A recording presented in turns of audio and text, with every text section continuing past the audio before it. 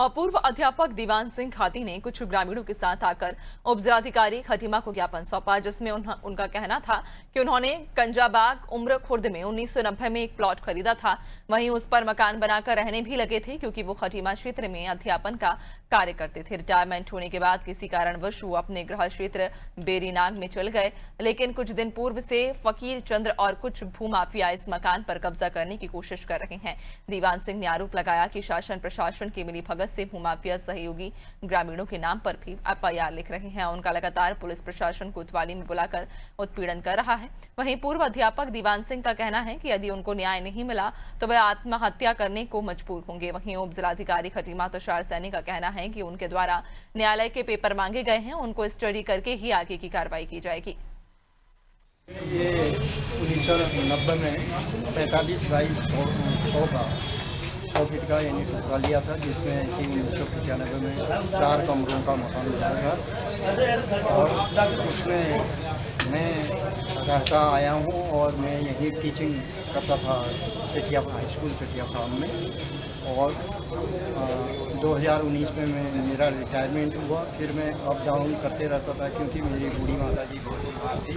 अभी भी उनकी सेवा शुश्रूषा में मेरी पत्नी लगी है और मुझे यहाँ पर बार बार परेशान किया जा रहा है। डेली पुलिस में ले जा रहे हैं और उत्पीड़न किया जा रहा है, जिससे कि मुझे काफ़ी मानवीय वेदना हो रही है और मेरे जीवन के लिए बहुत ही खतरा हो रहा है। यहाँ तक कि अगर इसमें मुझे न्याय नहीं मिला तो मैं आत्मदाह करने को खतरा हूँ। हमारे जो पहाड़ों से आए हुए लोग हैं वो ज़्यादातर यहाँ जनजाति की ज़मीन है, तो वो बेचारे अपने जीवन भर की पूंजी, मतलब जीवन भर काम किया उन्होंने, उसके बाद कोई आर्मी में थे, कोई टीचर हैं, वो सब लोग ने पहाड़ों से उतरकर यहाँ पर ज़मीन ली है और थारू समाज के लोग हैं उनकी रजामंदी से ली है। उनके पास उनके स्टाम है और वो रजिस्ट्री और दाखिल खारिज उसका नहीं हो पाता है जनजाति का। ये सभी लोगों को मालूम है, खटीमा में रहने वाले जितने लोग हैं सबको मालूम है। अभी ये मामला आया है, इनकी 45/100 का एक टुकड़ा है जो कि 35 साल पहले इन्होंने ले लिया था।